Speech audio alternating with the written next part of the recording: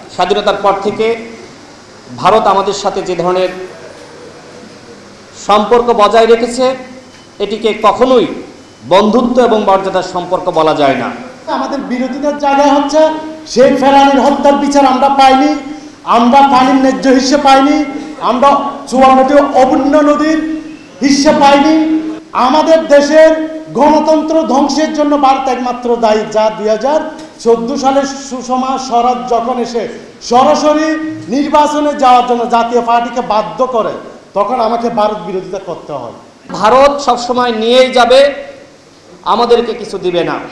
আমাদের প্রধানমন্ত্রী বলেছেন যে ইউরোপে দেখেন সেখানে কোনো ব্যারিকেড নাই, সেখানে কাটাকান নাই। প্রধানমন্ত্রী অত্যন্ত চমৎকার বলেছেন, কিন্তু ইউরোপের যে দেশগুলো তাদের মধ্যে যে সম্পর্ক আর ভারতের সাথে বাংলাদেশের যে সম্পর্ক সেটি কখনোই এক কাতারে মাপা যায় না। ভারত আমাদেরকে আসলে মানুষই মনে করে না, তারা মনে করে যে আমরা চাকর বাকর।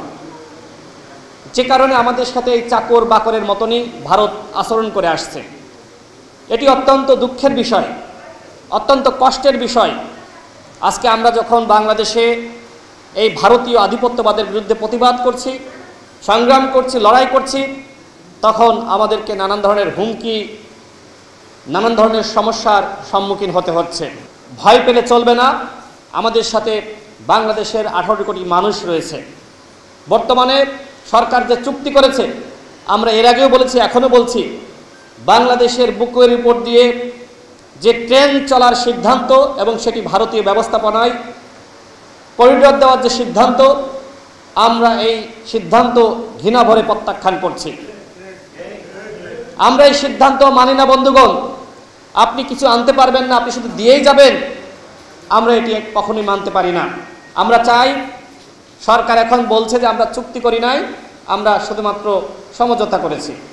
চুক্তি আসলে করেছে, কিন্তু স্বীকার যাচ্ছে না।